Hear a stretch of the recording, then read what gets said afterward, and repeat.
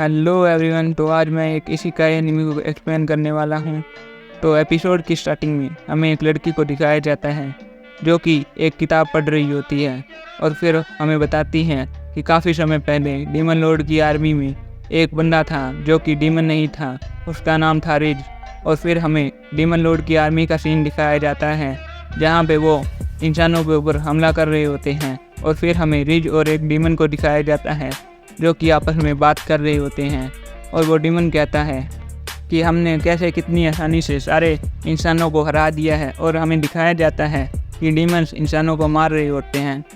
और फिर हमें दिखाया जाता है कि रे यहाँ पर किंग के पास आया होता है और किंग यहाँ पे बोलता है उसे, तो अच्छा तुम हो वो डीमन लॉर्ड के बंदे। और फिर रिज कहता है कि हाँ, मैं ही इस डीमन लॉर्ड की आर्मी का कमांडर हूँ।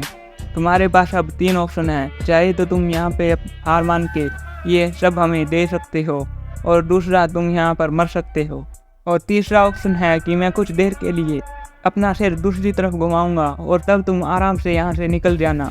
और फिर किंग कहता है कि तुम तो काफ़ी दयालु हो, अक्सर डीमंस तो कभी दया नहीं दिखाते हैं। और फिर किंग कहता है कि मुझे तुम्हारा कोई भी ऑप्शन मंजूर नहीं है। और फिर वो उस पर हमला कर देता है और फिर रे इसे काफ़ी आसानी से मार देता है और अपना बैरियर लगा के कहता है हमसे कि मैंने लोगों से झूठ बोला था कि मुझे इंसानों का शिकार करना ज़रा भी पसंद नहीं है। असली बात तो ये है कि मैं भी एक इंसान ही हूँ। काफ़ी समय पहले जब मुझे किसी ने जंगल के अंदर छोड़ दिया था, तब एक डीमन जिसका कि नाम रोमस था, उसने मुझे गोद ले लिया था और फिर मेरी देखभाल करता था वो। और फिर हमें दिखाया जाता है अगले सीन में रोमस कह रहा होता है कि ये मास्क तुम हमेशा पहन के रखना, अगर तुमने ये उतारा तो डीमन लॉर्ड तुम्हें मार देंगे। और फिर वो कहता है कि प्रॉमिस करो कि तुम ये मास्क कभी नहीं उतारोगे। और फिर रे प्रॉमिस करता है। और अगले सीन में हमें रे को एक जगह पे बैठा हुआ दिखाया जाता है और बता रहा होता है कि मैंने इस महल के चारों तरफ एक बैरियर लगा दिया है, मेरी परमिशन के बिना कोई भी यहाँ पे अंदर नहीं आ सकता। और तभी हमें दिखाया जाता है कि वहाँ पर एक मेड छुपी हुई होती है और वो काफ़ी ज़्यादा डर रखी होती है ये सब देख के। और जैसे ही वो बाहर निकलने की कोशिश करती है, लेकिन उसका सर ऊपर मेज पे लगता है। और फिर हमें रे को दिखाया जाता है जो कि कह रहा होता है कि मैंने अपना सीक्रेट 20 सालों से सबसे छुपा के रखा था, लेकिन अब इसने मेरा सीक्रेट जान लिया है। और फिर अगले सीन में हमें रे को उसी डीमन के साथ जाते हुए दिखाया जाता है। और यहाँ पे वो मॉन्स्टर कहता है कि हमने सभी इंसानों पे जीत तो हासिल कर ली है, लेकिन हमारे डीमंस को शिकायत है कि हमने किसी भी इंसान को मारा क्यों नहीं। फिर रे कहता है कि अगर तुम लोग सारे इंसानों को मार दोगे तो टैक्स वगैरह किससे लोगे। और फिर वो पिग कहता है कि मैं आपकी बात समझ गया। और फिर वो कहता है कि अब आगे क्या करना है। और तभी वहाँ पे इंसान आ जाते हैं और रे से कहते हैं कि हमें आपको कितना टैक्स पे करना होगा।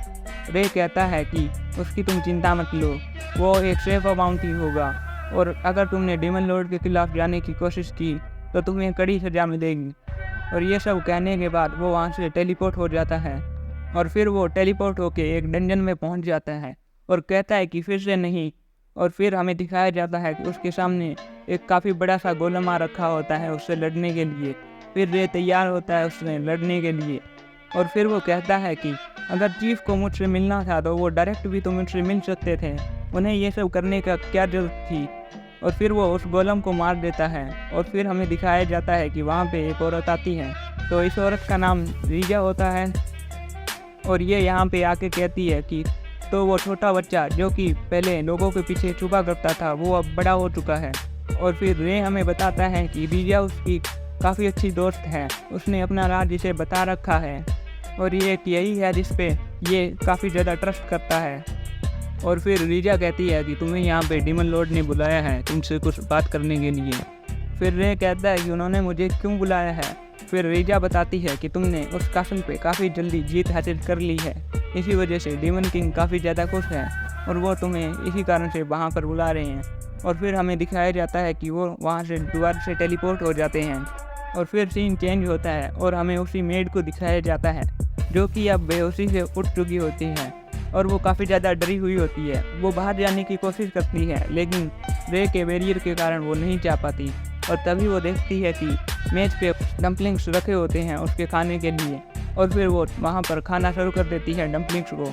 और फिर हमें दिखाया जाता है और रे और रिजा वहाँ पर डीमन लॉर्ड के कैसल में पहुँच चुके होते हैं और वहाँ पे सामने 2 गार्ड होते हैं। फिर रे रिजा से पूछता है क्या यहाँ पे चेकिंग वगैरह भी होगी। रिजा कहती है कि हाँ, लेकिन तुम फिक्र मत करो, मैं संभाल लूँगी सब कुछ। और फिर वो रे के ऊपर एक मैजिक करती है, इस कारण उसका ऑरा काफ़ी ज़्यादा बढ़ जाता है और वो काफ़ी ज़्यादा डरावना लग रहा होता है उन गार्ड्स को।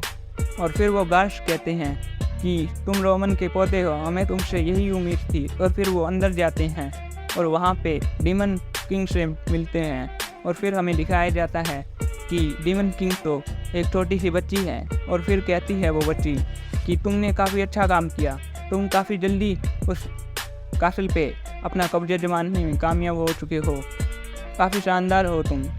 और फिर वो कहती है कि लेकिन तुमने किसी भी इंसान को मारा क्यों नहीं। और फिर ये सुन के रे काफ़ी ज़्यादा डर जाता है और सोचता है कि मेरा सच सामने आने वाला है। लेकिन रिजा कहती है कि ये रोमस का पोता है। ये सुन के डीमन किंग कहती है ओह, मैं सब मामला समझ चुकी हूँ, तुम रोमस के पोते हो, इसलिए तुम इंसानों से काफ़ी ज़्यादा प्यार करते हो, लेकिन तुम्हें उनके जनरल को तो मारना ही चाहिए था कम से कम। ये सुन के रिज कहता है कि आपको मैं याद दिलाना चाहूँगा कि काफ़ी पहले हमने एक जंग लड़ी थी, उसके अंदर मैंने एक जनरल को मार दिया था वहाँ पे। उस कारण से वहाँ की पब्लिक काफ़ी ज़्यादा हड़बड़ा गई थी और हमारी कोई भी बात नहीं सुन रही थी और आखिर में हमें उन सबको मारना पड़ा था। इसी बात को ध्यान में रखते हुए इस बार मैंने किसी भी जनरल या कमांडर को नहीं मारा है। ये सब सुन के वो काफ़ी ज़्यादा खुश होती है डीमन लॉर्ड। के बाद डीमन किंग रे के काफ़ी ज़्यादा पास आ जाती है और कहती है कि तुम काफ़ी ज़्यादा कमाल के हो, तुम में से काफ़ी अलग वाइब आती है और अगली बार जब मैं तुमसे मिलूंगी तो मैं तुम्हारे मास्क के पीछे का चेहरा देखूंगी। डीमन किंग के जाने के बाद रे अपना मास्क हटाता है और कहता है कि मैं तो डर ही गया था, मुझे लगा था आज मेरी असलियत सबके सामने आ ही जाएगी। और फिर रिजा कहती है कि तुम फिक्र मत करो। और इसके बाद हमें रे को उसी कासल में दिखाया जाता है। वहाँ पे वो देखता है कि वो मेड तो आकर रोई पड़ी है आराम से। और तभी अचानक उसी मेड की आँख खुलती है और वो डर जाती है और कहती है कि प्लीज़ मुझे मत मारिएगा, मैंने कुछ भी नहीं किया है। और फिर रे कहता है कि शांत हो जाओ, तुम्हारा नाम क्या है। वो मेड कहती है कि मेरा नाम शेरिया है। और फिर रिज कहता है कि शेरिया, मेरे बारे में किसी को भी मत बताना और फिक्र मत करो, मैं तुम्हें नहीं मारने वाला। और फिर वो मेड कहती है कि मैं आपके बारे में किसी को भी नहीं बताऊंगी। और फिर रिज कहता है कि आज से तुम मेरी मेड हो और तुम मना नहीं कर सकती इस काम के लिए। और वो मेड कहती है कि ठीक है, आज से मैं आपकी मेड हूँ।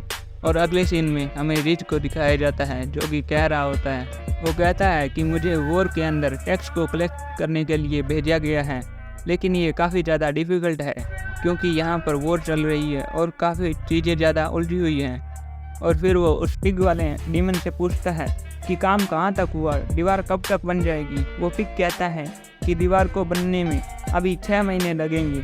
और ये सुन के रे कहता है कि हमारे पास इतना वक्त नहीं है, जल्दी काम करो। और फिर हमें दिखाया जाता है कि रे ने इंसानों और डीमंस को काम पे लगा दिया होता है दीवार बनाने के लिए।